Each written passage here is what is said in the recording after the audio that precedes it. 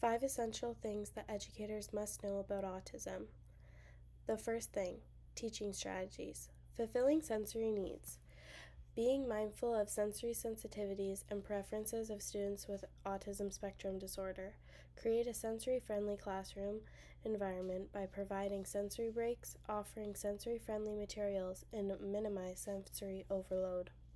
Additionally, classroom-based sensory activities include movement breaks before and during challenging tasks have promising results. The next teaching strategy is visual supports. Incorporate visual supports such as picture schedules, visual timers, visual instructions to enhance communication and comprehension for children with autism who may struggle with verbal communication or understanding spoken language. For example, sequence cards composed of pictures or objects that illustrate a series of connected actions or activities can help the child with disabilities. These may be semi-permanent or change frequently depending on the individual child or program. The next teaching strategy is communication supports. Implement communication supports such as argumentative and alternative communication (ACC) devices to support expressive and receptive language skills. Examples of these include signing, pointing to pictures, use of electronic communication devices, computerized speech output systems, and so on. AAC devices can range from low-tech options such as pictures, boards, and communication books to high-tech devices like tablets and specialized communication software. The next teaching strategy is one-to-one assistance. One-to-one support like shadow aids, inclusion support aids, therapeutic companies, coaches, etc. can support a child who is struggling with inclusion. One-to-one support is like a specific adult is assigned to a particular child for the purpose of providing some specific assistance or support to the child in that existing program that the staff cannot readily provide. These assistants typically work closely with the child, helping them navigate social interactions, academic tasks, and daily routines. Recommendations for inclusion. Inclusive environment. Create a well-organized, predictable environmental space that is sensory-friendly environment by minimizing sensory overload and providing sensory supports such as quiet spaces, fidget toys, or weighted blankets. Establish a clear visual boundaries and minimize distractions.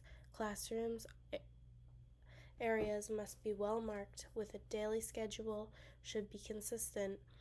Transitions between activities must be clear, signaled by visual or audio cues.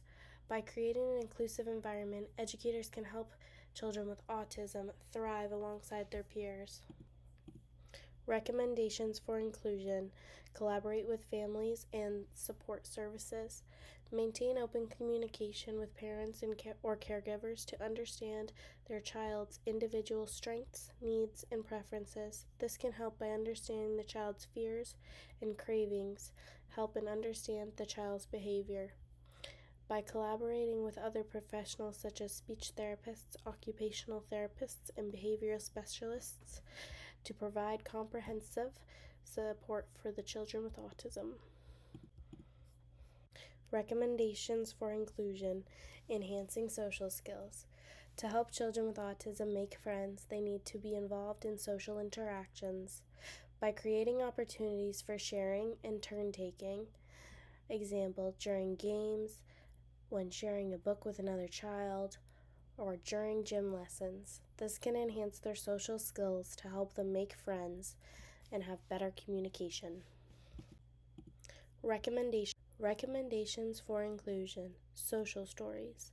Another way to include children into the program is teaching them through literacy.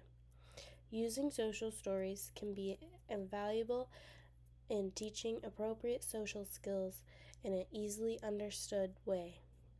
These can be books, videos, or puppet shows that teach different important topics. Instructional techniques use clear communication. Unplanned changes can cause behavioral outbursts in children who have challenging behavior. Often, these behaviors can be minimized through simple redirection with verbal prompts. For example, we are going outside in a minute, instead of simply saying, "Let's go, everyone." Instructional techniques demonstrate information in different forms. Every student learns in different ways. It is important to figure out what their learning style is, how do they learn, and what kind of extra support they need to stay in a regular classroom. Hence, the role of the educator is to prepare different materials to cater different learning styles that present in the classroom. Instructional techniques provide different means of expression and action. A teacher-centered classroom focuses primarily on depositing information without any active participation from the student.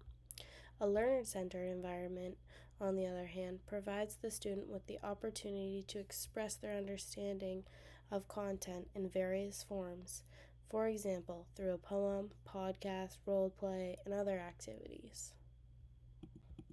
Instructional techniques, development of diverse instruction methodologies.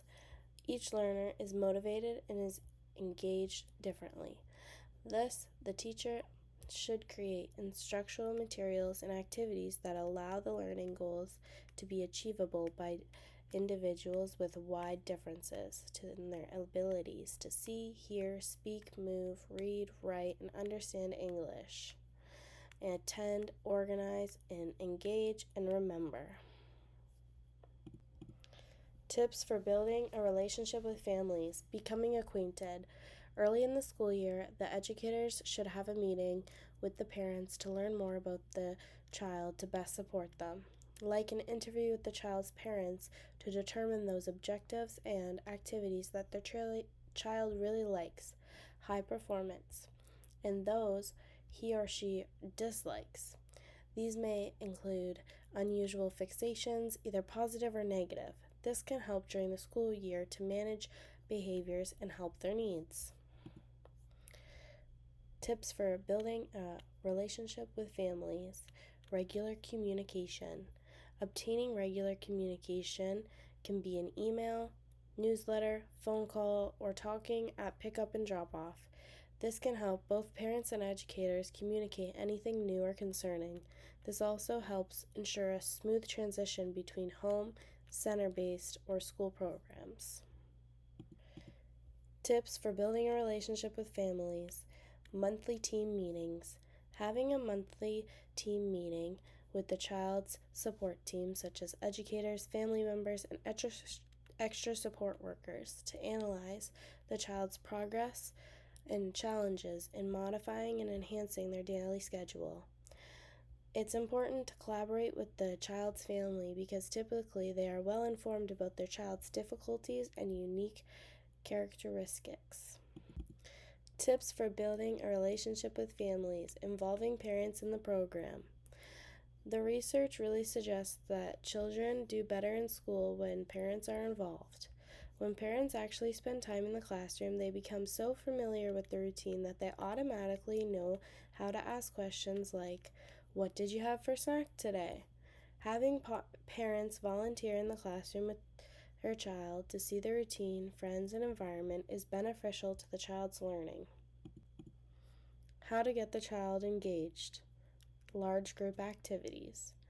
Entice children's interests in coming into the circle by allowing the child to bring a transitional object to the circle that represents a favorite activity or helps ease the transition into a large group activity. Getting children engaged by getting their attention. Sometimes it's hard to obtain a child's attention in a noisy environment. It's important to move closer to him or her rather than yelling across the room. Another way is by using touch, physical prompts.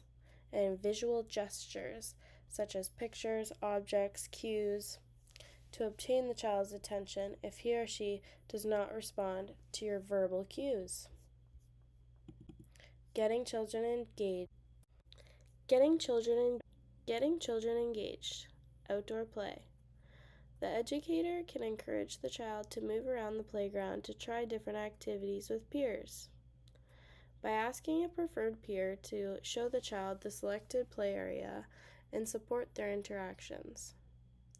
The educator can provide opportunities and support for the child to engage in gross motor activities by group activities or changing out the toys. Another way to get the children involved.